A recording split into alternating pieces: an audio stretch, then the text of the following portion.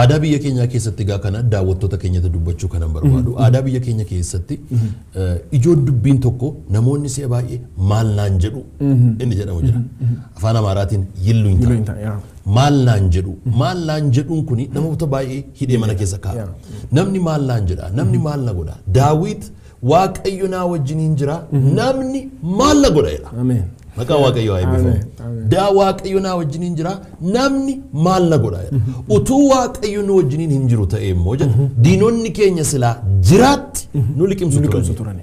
Kanaaf erga Waaqayyo namaa wajjiniin jiraate namni sodaachuun irra hin jiru. Garuu there is one fact.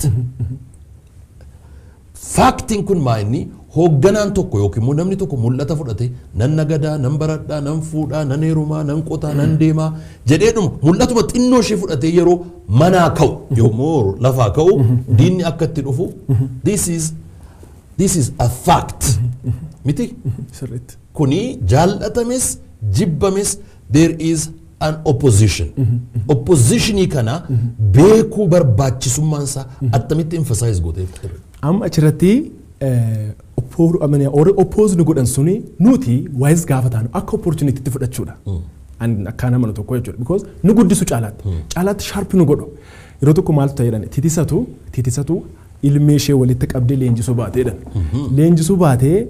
Leenjistee gaafa tokko immoo kophaa ishee ergite see takka. Gaafa ergitu immoo isheenis kophaa deemtee fiigdi mana nyaataa keessa fiigdi bakka nyaati jiru fiigdi waa barbaaddatte namni hunduu ishee ajjeesuudhaaf jedha isheenis jettee itti tolee bashannantee galtee harmee isheetti himte. Harmee har'a baay'ee natti tolee namni hundumtuu harkaan rukutaa oolee namni ishee ajjeesuudhaaf harka rukuta. Isheen garuu akka mooraaliitti fudhatte. Kanaafuu just like that. Kanaafuu akka opportunity itti fudhachuudha. Atoo Goliyaatiin jiru ta'e Daawit akkas maqaan isaa ol hin ba'u.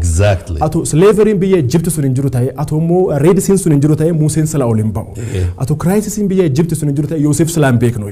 Kanaafuu crisis problem challenge jiru akka opportunity itti fudhannee namoota lololan Sanbalaaxiif Nehemiyaan Sanbalaaxiif Xoobbiyaan akkasumas Geeshem fa contribution mataa isaanii qaba akka Nehemiyaan bahu. Maqaa isaa promote godhan. Kanaafuu nuti isaaniin frustrate ta'uutu hin ta'in akka opportunity itti fudhannee forward move gochuu. Baay'ee galatoom torban sadan har'aa biyya Israa'elan ture. Yeroo biyyan Israa'el ture dallaa sana namichi na daawwachiisaa ture ilaa dallaa kana kan Nehemiyaan ijaareedha naan jedha. Dallaa Nehemiyaan ijaareedha. Dallaa Nehemiyaan ijaare sana akka inni ijaarree fi jarri baay'ee yaalan baay'ee itti duulan baay'ee kanaafi attamittiin ijaaraa ture harka tokkoon gadduumi yookiin madooshaa harka tokkoon immoo billaa eeguu ijaaruu.